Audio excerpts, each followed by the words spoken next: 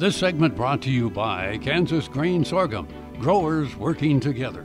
Find out more at kansasgrainsorghum.org. Welcome to Farm Factor. Up first today, Duane Toews is discussing the next generation corn leaders with Laura Handke. Duane Toews joining you once again here on AGam in Kansas, and a chance to catch up with Laura Handke. And Laura, you have an interesting position, a new position relatively, for Kansas corn, working with the collegiate program. Tell us a little bit about the things that you've got going on and working with those younger folks that are interested in the corn industry. Sure. So the collegiate program is actually in its second year. So we are in our second year of visiting kids on campus to introduce them to industry professionals and allow them to really do some networking and explore those opportunities that might be off their radar. So really trying to highlight those opportunities in ag that they might not be thinking about. So talk a little bit about some of the specific things that you work with them on and trying to bring young people into the industry and really get a jump start, if you will, as they start their professional careers. Absolutely. So this is our first year for the Kansas Corn Academy. And so we're going to be launching that here in a few weeks with 6 participants. And that's going to give those kids an opportunity to, again, network with individuals and learn a little bit more about the policy side of things in 2 locations across Kansas. And then they'll also have some time to do some legislative and learn a little bit more about policy in a visit to Topeka for a legislative day, and then also to Washington, D.C. this summer. So, Laura, when we think about the opportunities within the industry, sometimes we get a little bit narrow in focus, particularly when we're back on the farm, if you will.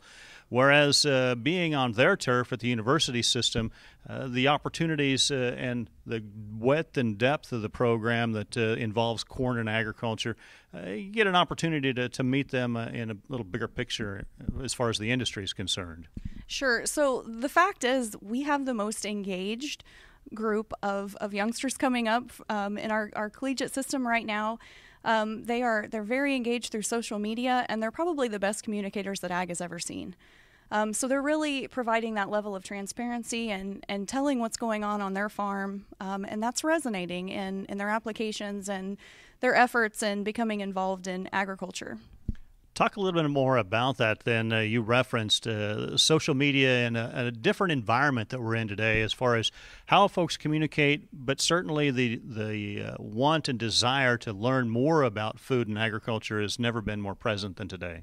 Absolutely. So we are communicating in real time today. By the time something happens, it's already been on social media for 5 minutes, is the joke. So our kids are really seeing that, and they're embracing that technology. They haven't been a part of a world that hasn't had technology. And so they're really utilizing that, and that's where they're finding their strengths and bringing these new applications and apps and technologies back to the farm and helping to provide that communication to help alleviate some of that negative perception. Obviously a fairly new program with just a couple of years under belt, but how do we see the outcomes? Where is the payoff, if you will, for the industry and the effort that we're putting into them? Sure. So I think the payout is just getting the kids involved, just letting them know what's going on, and letting them network and learn about the opportunities and explore their own path. There are so many new and innovative technologies and career paths available in agriculture today, and just allowing them the opportunity to explore those and giving them a little bit of in-depth opportunity to network amongst those industry professionals. All right, thanks to Laura joining us here on AGam in Kansas. Jamie, we'll send it back to you. Thanks, Duane. Folks, come back after these messages for this week's Kansas Soybean Update.